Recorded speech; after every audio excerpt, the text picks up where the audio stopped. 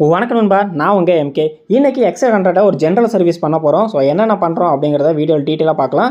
நம்ம சேனல் புதுசாக இருந்தால் மறக்காம நம்ம சேனல் சப்ஸ்கிரைப் பண்ணிடுங்க. நம்ம சேனலில் பைக் சம்மந்தப்பட்ட நிறைய வீடியோ அப்லோட் பண்ணிகிட்ருப்போம், அதுவும் நம்ம மொழி தமிழில்.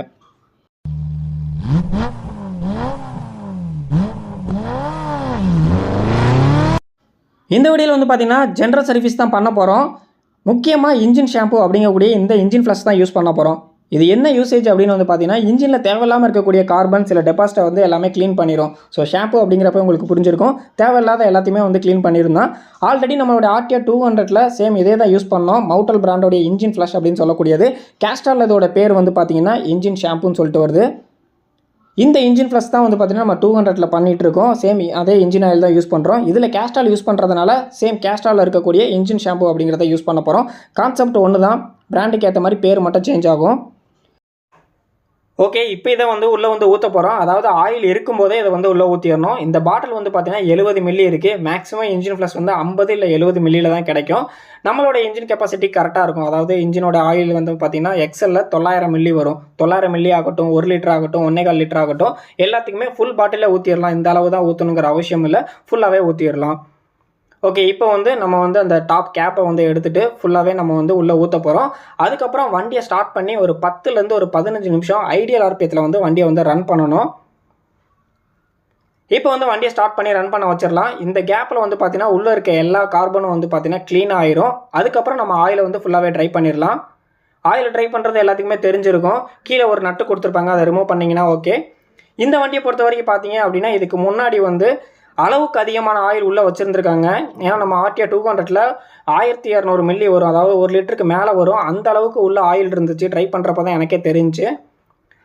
நான் நிறைய வீடியோவில் நானும் சொல்லியிருக்கேன், எந்த அளவுக்கு அளவு இருக்கோ அந்த அளவுக்கு மட்டும் ஆயில் ஊற்றுங்கன்னு சொல்லிட்டு. இந்த 900 மில்லி ஸ்ப்ளெண்டர் ஆகட்டும், இந்த 900 மில்லி இருக்க கான்செப்ட்லேயே எல்லாருமே 1 லிட்டரை வந்து உள்ளே ஊற்றிடுறாங்க. அதனால நிறையா பிரச்சனை வரும். கரெக்டான அளவு மட்டும் ஊற்றிட்டு மிச்சத்தை ஒரு 1000 கிலோமீட்டருக்கு அப்புறம் டாப் அப் பண்ணுறதுக்காக யூஸ் பண்ணிங்கன்னா ரொம்பவே நல்லாயிருக்கும். அதே மாதிரி கீழே வந்து பார்த்திங்கன்னா இந்த மாதிரி ஆயில் ஃபில்டர்னு ஒன்று இருக்கும். நிறையா வண்டியில் கீழே வந்து மேக்னெட்டோடு வச்சுருப்பாங்க. அதாவது சின்ன சின்ன இரும்பு துகள்லாம் வந்துச்சு அப்படின்னா அதில் மேக்னெட்டில் வந்து பிடிச்சிக்கும். அடுத்தது வந்து பார்த்திங்கன்னா ஏர் ஃபில்டர் சேஞ்ச் பண்ண போகிறோம். மேலே 2 நட்டு, கீழே 2 ஸ்க்ரூ இருக்கும். டேங்க் கழட்டணுங்கிற அவசியம் இல்லை, நீங்கள் டேங்கை கழட்டணுன்னா கூட கழட்டிக்கலாம். கீழே இருக்கக்கூடிய பேஸ் பிளேட்டு நிறைய வேலை இருக்குது. நான் டேங்கை மட்டும் லூஸ் பண்ணி அப்படியே ரிமூவ் பண்ணி எடுத்துக்கிறேன். இதுதான் air filter box.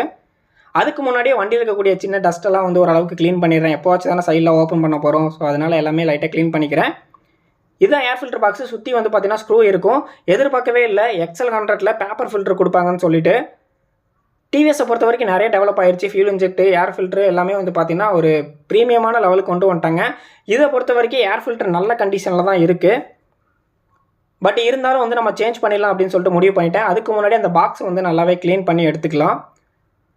Air filter பாருங்கள், அந்தளவுக்கு டஸ்ட் ஆகலை. பட் இருந்தாலும் நம்ம புதுசு சேஞ்ச் பண்ணிடலாம். டோட்டலாக oil, air filter, spark plug எல்லாமே ஒரே நீட்டாக சேஞ்ச் பண்ணிடலாம்னு சொல்லிட்டு பண்ணிட்டேன். ஸோ அதுக்கப்புறம் வந்து பார்த்திங்கன்னா எல்லாமே நம்ம டைட் பண்ணி எல்லாமே நீட்டாக எடுத்தாச்சு. பாக்ஸை வந்து பார்த்திங்க அப்படின்னா ஃபிக்ஸ் பண்ணியாச்சு. ஏர் ஃபில்டர் ஃபிக்ஸ் பண்ணுறது ரொம்ப ஈஸி தான். அடுத்ததாக வந்து ஸ்பார்க் ப்ளக் வந்து நம்ம எடுத்து வந்து க்ளீன் பண்ண போகிறோம். ஸோ வந்து க்ளீன் பண்ணலாம் அப்படின்னு தான் நினச்சேன். அதுக்கப்புறம் வந்து பார்த்திங்க அப்படின்னா ஃபுல்லாகவே சேஞ்ச் பண்ணிடலாம்னு சொல்லிட்டு அளவுக்கு அதிகமாக ஆயில் ஊற்றுனதுனாலே என்னவோ ஸ்பார்க் ப்ளக் ஃபுல்லாகவே வந்து பார்த்திங்க அப்படின்னா அந்த ஆயிலோட இதாக இருந்துச்சு. ஸோ நீங்கள் ஆயில் அதிகமாக ஊற்றினீங்கன்னா இந்த பிரச்சனை உங்களுக்கு வர்றதுக்கு வாய்ப்பு இருக்குது. ஸோ பாருங்கள். ஓகே, நம்ம ஃபுல்லாகவே சேஞ்ச் பண்ணிடலாம் அப்படின்னு சொல்லிட்டு அதுவும் பிளான் பண்ணிட்டேன். ஸோ ஸ்பார்க் ப்ளக்கும் வந்து பார்த்தீங்கன்னா சேஞ்ச் பண்ண போகிறோம். ஸ்பார்க் ப்ளக்கை பொறுத்த வரைக்கும் நம்ம ஆல்ரெடி நிறைய வீடியோ சொல்லியிருக்கோம். ப்ராப்பரான டூல்ஸை வச்சு தான் ஹேண்டில் பண்ணணும். டைட் பண்ணுறப்ப, லூஸ் பண்ணுறப்ப ஒரு சின்ன ஜர்க் இருக்கும், அது இல்லாமல் ஸ்ட்ரைட்டாக பிடிச்சி பண்ணணும் அப்படின்னு சொல்லிட்டு. இப்போ வந்து ஆயில் ஊற்றுறதுக்கு முன்னாடி அந்த நட்டை வந்து நம்ம போட போகிறோம். அதுக்கு முன்னாடி இந்த ஃபில்டரை வந்து இப்படி மேலே இருக்கிற மாதிரி, அதாவது சின்னதாக ஒரு கேப் இருக்குது பாருங்கள், இந்த பொசிஷனில் ஃபிக்ஸ் பண்ணணும். தலைகீழ பண்ணாதீங்க, பண்ணவும் முடியாது. இந்த பொசிஷனில் அப்படியே வச்சு டைட் பண்ணிடலாம். ஃபைனலாக வந்து ஆயில் ஊற்ற போகிறேன். நிறைய பேருக்கு டவுட் வந்திருக்கும், நிறைய பேர் கமெண்ட்டும் பண்ணுவீங்க, இந்த வண்டிக்கு கேஸ்ட்ரால் பவர் ஒன்று வேணுமா, இது வந்து ஒரு செமி சிந்தட்டிக்கு ப்ரைஸ் வந்து பார்த்தீங்கன்னா 500 ருபீஸ்க்கு மேலே வருது, எக்ஸலுக்கு இது தேவையா அப்படின்னு சொல்லிட்டு. எக்ஸல் இப்போ தான் ரீசெண்டாக ஓட்டி பார்த்தா 40 தாண்டும் போது லைட்டாக வைப்ரேஷன் இருக்குது. ஸோ இது போட்டோன்னா நல்லாயிருக்கும்னு சொல்லிட்டு. அதே மாதிரி கிரேடும் வந்து பார்த்தீங்கன்னா 20W50 எடுத்திருக்கேன். நார்மலாக 10W30 தான் யூஸ் பண்ணணும். கிரேட் இன்க்ரீஸ் பண்ணாலும் வைப்ரேஷன் ரெடியூஸ் ஆகும் அப்படின்னு சொல்லிட்டு தான் யூஸ் பண்ணேன். ரிசல்ட்டும் கொஞ்சம் பெட்டராகவே கிடச்சிருக்கு. அதுக்கப்புறம் வண்டியை வந்து லைட்டாக வாட்டர் வாஷ் பண்ணிவிட்டு செயினை முடிஞ்ச அளவுக்கு க்ளீன் பண்ணி அதுக்கு லூப் அடிச்சாச்சு. பிரேக்ஸை வந்து லைட்டாக டைட் பண்ண வேண்டிய இருந்துச்சு. அந்த ஒர்க்கு நம்ம வந்து பார்த்திங்கன்னா க்ளீனாகவே முடிச்சாச்சு. இன்ஜின் ஃப்ளாஷ் அப்படிங்கிறது வந்து பார்த்திங்க அப்படின்னா ஒரு 10,000லேருந்து ஒரு 12,000 கிலோமீட்டருக்கு ஒர்க்கு நீங்கள் அப்பப்போ யூஸ் பண்ணிங்க அப்படின்னா ரொம்பவே க்ளீனாக இருக்கும். ரீசெண்டாக வந்து பார்த்திங்கன்னா XL நம்ம ஆட் பண்ணியிருக்கோம். ஃபியூச்சரில் XL பற்றின நிறைய வீடியோவும் வரும். இந்த வீடியோ உங்களுக்கு யூஸ்ஃபுல்லாக இருக்கும் நம்புகிறேன்.